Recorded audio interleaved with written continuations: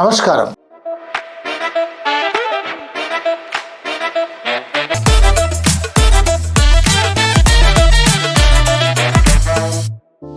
ఈ 4 హిందూ మతం ఏం చెప్తుందంటే అసలు మనిషి యొక్క జీవితానికి లక్ష్యం ఏమిటి అని హిందూ మతం ఆలోచించి 4 పురుషార్థాలను సాధించటమే జీవిత లక్ష్యం అంటుంది. పురుషార్థాలను ఎందుకన్నారంటే అవి పురుషుడికి మాత్రమే అవసరం, స్త్రీ వాళ్ళ దృష్టిలో సెకండరీ, అసలు ఇంపార్టెంట్ కాదు.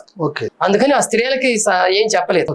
పురుషార్థాలు ఏమిటి? ధర్మము, అర్థము, కామము, మోక్షం. ఈ 4 పురుషార్థాలు మనిషికి ఉండాలి. పుట్టిన తర్వాత ధర్మాన్ని అనుసరించాలి. రెండవది అర్థాన్ని అంటే జీవన వృత్తిని, జీవితానికి సంబంధించిన వృత్తులు చేసుకోవాలి. మూడవది కోరికలు తీర్చుకోవాలి, కామము. 4వది మోక్షాన్ని పొందాలి. అంతే, దీంతో జీవితం అయిపోతుంది. దీన్ని చార్వాకులు తప్పన్నారు. ఇందులో 2 అవసరం మనిషికి, 4 అవసరం లేదు. ఆ 2 ఏంటంటే అర్థము, కామం. పని చేసుకోవటం, బ్రతకటం, తాను చేయాలనుకుని కోరుకున్నటువంటి వాటిని తెచ్చుకోవటం, సాధించుకోవటం. ఇంతే. అర్థము, కామం ఈ 2 అవసరం. ధర్మం అనేది అవసరం కాదు, ఎందుకంటే అది అభౌతికమైన విషయం. ధర్మం ఇది అనేటువంటిది ఎవరు చెప్పలేరు. ఒక్కొక్క కాలంలో ఒక్కొక్క ధర్మం ఉంటుంది, అంతే కదా. కాబట్టి ఒక కాలంలో కూడా సమయ సందర్భాలను బట్టి ఉంది. అది ఒకళ్ళు నిర్వచించిన ధర్మం ఇంకొకళ్ళు కాదంటున్నారు. అది అవసరం లేదు. అలాగే మోక్షం ఉందో లేదో మనకు తెలియదు. కాబట్టి ఈ తెలియని వాటి కోసం మనం ఆ పనులు ఈ పనులు చేసుకోవడం అనవసరం. అంతే. అర్ధకామాలు మాత్రమే మనకు అవసరం అని చెప్పారు. ఈవేళ ప్రపంచం అంతా దీంతోనే నడుస్తుంది. ఇప్పుడు అర్థం అంటే డబ్బుతో నడుస్తుంది. డబ్బు కానీ అర్థం అంటే పని అన్ని ఉంటాయి దాంట్లో. పరిపాలన, అడ్మినిస్ట్రేషన్ ఇవన్నీ దాంట్లోకే వస్తాయి. అప్పుడు వాళ్ళు చెప్పారనమాట, ఆ 2 చెప్పారు. అది వాళ్ళ యొక్క మేధస్సుకి ఎగ్జాంపుల్. రెండవది వాళ్ళు ఏం చేశారంటే జీవితానికి లక్ష్యం సుఖంగా జీవించటం, పద్ధతిగా జీవించటం, నీ విలువలతో జీవించటం అని చెప్పారు. అంతేగాని మోక్షం కోసం జీవించటం కాదు. అది తప్పు. మనం ఇక్కడ జీవించినంత కాలం మనం సంతోషంగా బ్రతకాలి, అవతల వారిని సంతోషంగా ఉండనివ్వాలి, మనం విలువలను పాటించాలి, మానవీయ విలువలను పాటించాలి అని వాళ్ళు అన్నాడు చెప్పారు. దానికి వాళ్ళు చెప్పిన ఒక్క శ్లోకం మీకు ఉదాహరిస్తాను. యావజ్జీవేత్ సుఖం జీవేత్ నాస్తి మృత్యురగోచరః భస్మీభూతస్య దేహస్య పునరాగమనం. అంటే జీవించినంత కాలం సుఖంగా ఉండటానికి ఆలోచించు. నాస్తి మృత్యురగోచరః. మనకు గోచరం కానటువంటిది ఏది, మృత్యు అనేటువంటిది ఏది లేదు. మనకు కనిపించేదే ఉంది. చచ్చిపోవటం ఎలాగో మనకు కనిపిస్తుంది, అదే ఉంది. అంతేగాని చనిపోయిన తర్వాత అనేది లేదు. అది అసలు దాని గురించి ఆలోచించవద్దు మీరు. భస్మీభూతస్య దేహస్య, బూడిదగా మారిపోయినటువంటి శరీరానికి మళ్ళీ పునరాగమనం ఉండదు అని చెప్పారు.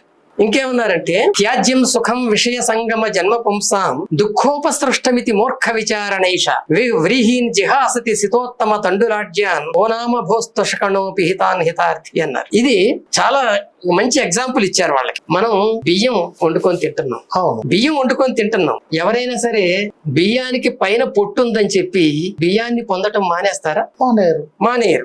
పోనీ బియ్యం కాదు వడ్లతో పాటు ఉందాము ఎవరైనా అనుకుంటారా? అనుకోరు. ఎందుకు? ఆలోచన ఉంది కాబట్టి వాళ్ళకి. అందువలన తుషకణం అంటే పొట్టు అనమాట. తుషకణాన్ని అంటే పొట్టుని తీసేసి అందులో ఉన్న బియ్యాన్ని మాత్రమే మనం తీసుకొని తింటాం.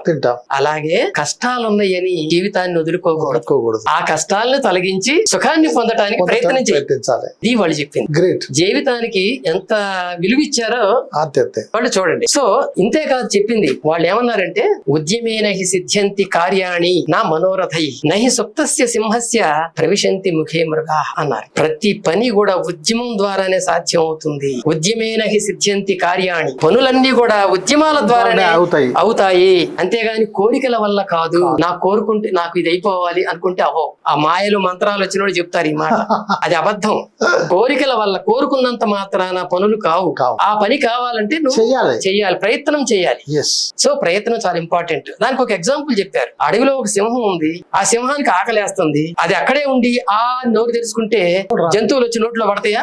పడవు. అది వెళ్ళాలి, లేచి తిరిగి వేటాడుకోవాలి అని చెప్పారు. సో మనం జీవితంలో దేన్నైనా సాధించాలంటే ప్రయత్నం చేయాలి అన్నారు. ఉద్యోగినం పురుష సింహం ఉపైతి లక్ష్మీ దైవేన దేయమితి కాపురుషా వదంతి దైవం నిహత్య కురు పౌరుషమాత్మశిక్త్య యత్నే కృతే దిన సిద్ధ్యతి కోత్రదోష అన్నారు. ఎంత బాగా చెప్పారు చూడండి. ఉద్యోగినం పురుష సింహముపైతి లక్ష్మీ, ఎవరైతే ప్రయత్నాలు చేసి సాధించాలనుకుంటారో అలాంటి వాళ్ళకే సంపదలు వస్తాయి. దైవేన దేయమితి కాపురుషా వదంతి, అన్ని దేవుడే ఇస్తాడు, దేవుడే ఇవ్వాలి, నారు పోసిన వాడు నీరు పోయడా అనుకునే వాళ్ళు కాపురుషులు, చెడు మూర్ఖులు వాళ్ళు. అలా అనుకునే వాళ్ళు మూర్ఖులు. అందుకని దైవం నిహత్య కురు పౌరుషమాత్మశక్త్య, దేవుణ్ణి తొలగించి నీ స్వయం శక్తితో ప్రతిదాన్ని సాధించు. యత్నే కృతే ఇది నసిద్ధ్యతి కోత్రదోష. ఒకవేళ సాధించే ప్రయత్నంలో ఏదన్నా ఫెయిల్ అయ్యామనుకో, దాంట్లో పోయేదేముంది, ఇంకోసారి ప్రయత్నిస్తాం అని చెప్పారు. ఎంత అద్భుతమైనటువంటి చాలా ఉపదేశాలు మనకి చూడండి. ఈవేళ మనం చెప్తున్నాం ఇవన్నీ 3000 సంవత్సరాల క్రితం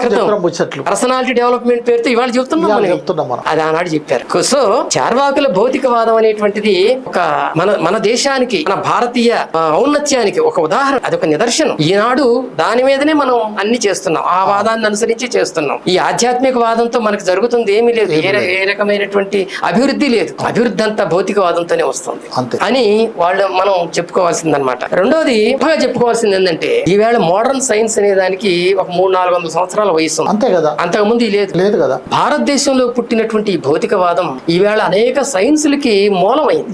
స్వభావవాదం చెప్పుకున్నాం ఇందాక. ఈ స్వభావవాదం నుంచే నేచురల్ సైన్సెస్ డెవలప్ అయినాయి, అన్ని సహజ సిద్ధంగా ఏర్పడతాయి అనే దాన్ని తీసుకొని ఇవాళ సైంటిస్టులు ప్రకృతిలో ఉన్న ప్రతిదాన్ని పరిశీలించి కనిపెడుతున్నారు, రహస్యాలు కనిపెడుతున్నారు.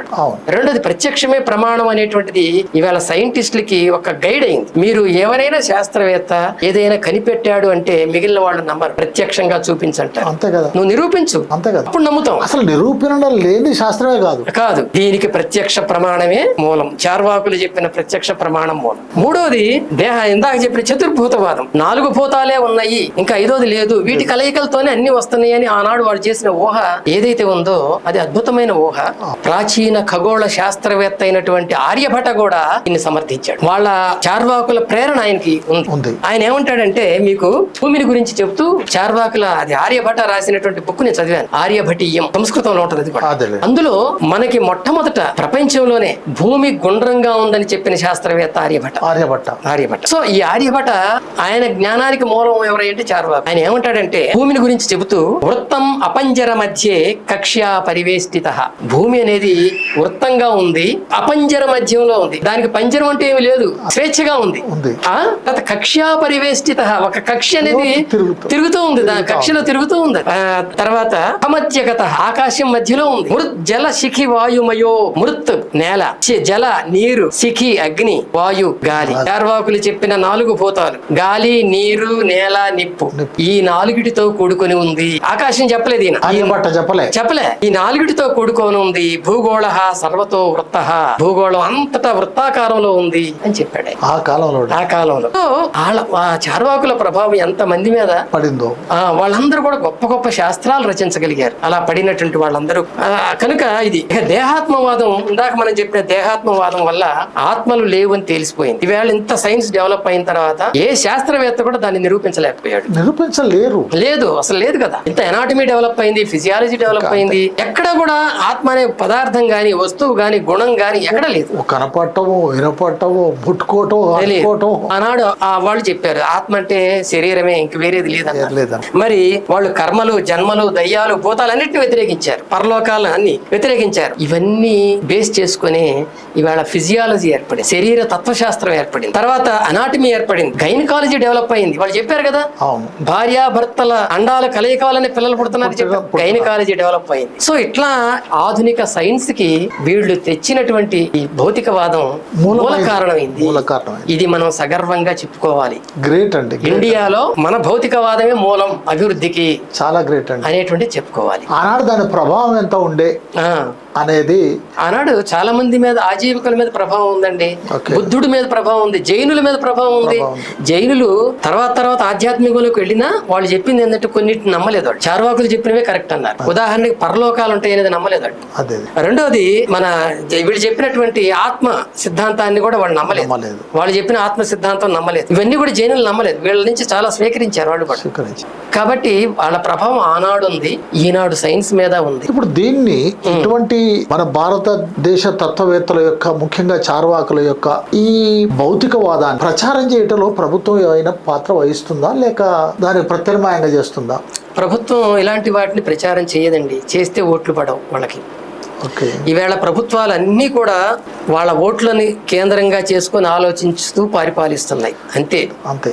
సంక్షేమం అనేది వదిలేసాయి. మనిషి సమాజం వాళ్ళకి అవసరం లేదు.